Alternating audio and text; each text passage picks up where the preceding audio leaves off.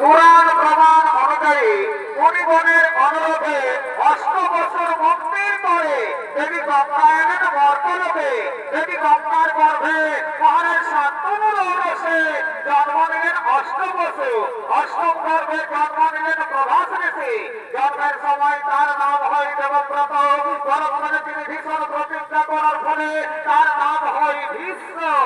আর এদিকে কাশী রাজের কন্যা অম্বা। কাশী রাজের কন্যা অম্বা সে সৌভাগ্যবতী শাল্যরাজের প্রেমে পড়েছে। তাই সৌভাগ্যবতী শাল্যরাজ অম্বার সঙ্গে দেখা করার জন্য চলেছে নির্জনে।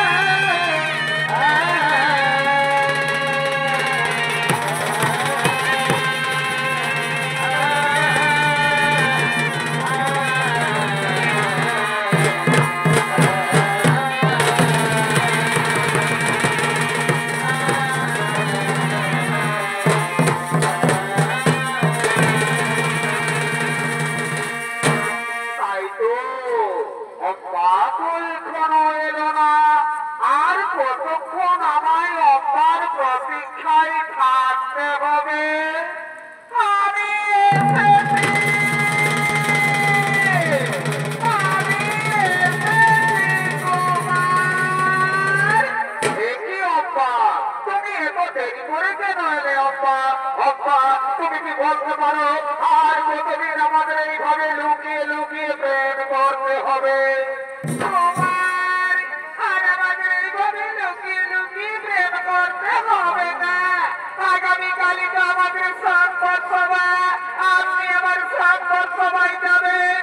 আমি আপনার গলায় মালা দিয়ে আপনাকে আমি স্বামী রূপে বরণ করে নেব কুমার।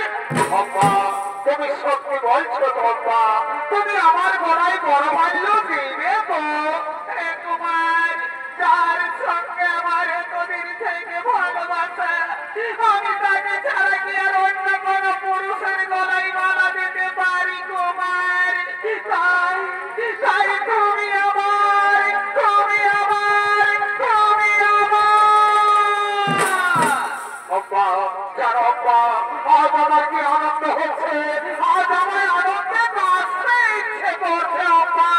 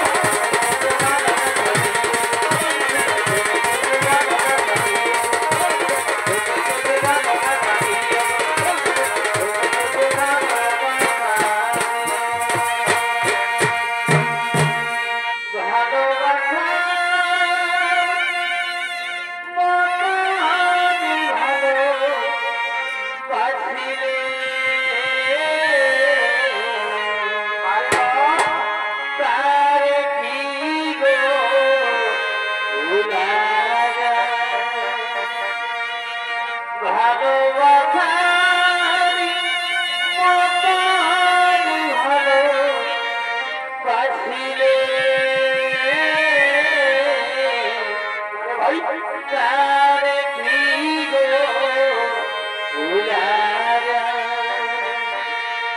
খনিকেরি হুলে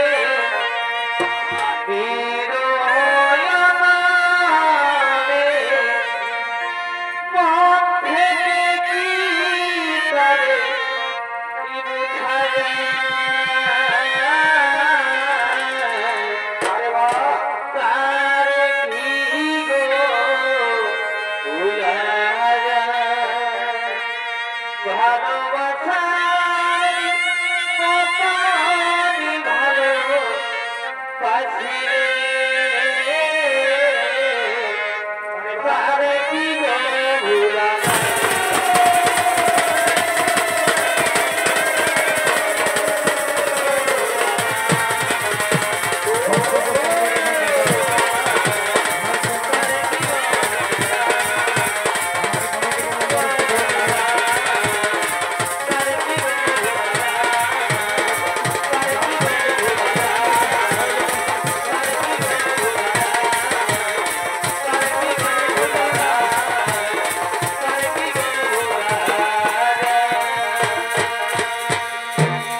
আম্মা, এখানে আসা আমার অনেক দেরি হয়ে গেল আম্মা।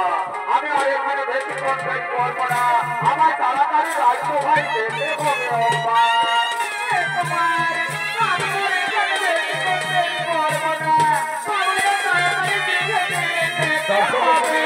আম্মা, চলো, চলো, আম্মা, আজ আমরা আমাদের তো আবার যেতে হবে। আমি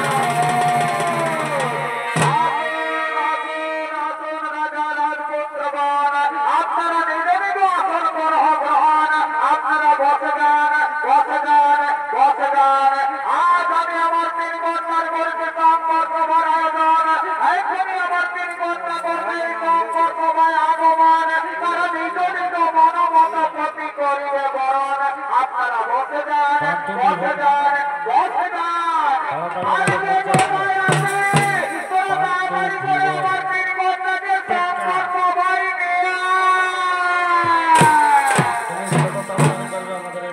মনেরই বাগানে ফুটিল ফুল রে রসিক ভ্রমণ আইল না ফুলের মধু খাইল না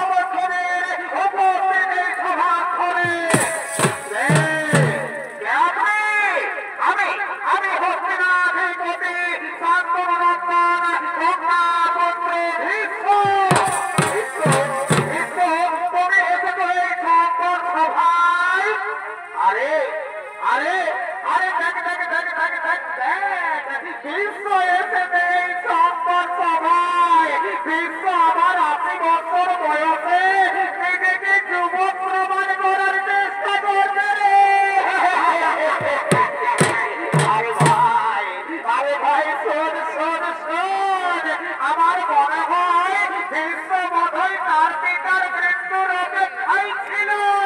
তার পিতা মৃত্যুবরণ করেছে, তার মা শাখা পোলাও ভেঙেছে, আর বিশ্ব নিজের প্রতিজ্ঞাও ভেঙেছে।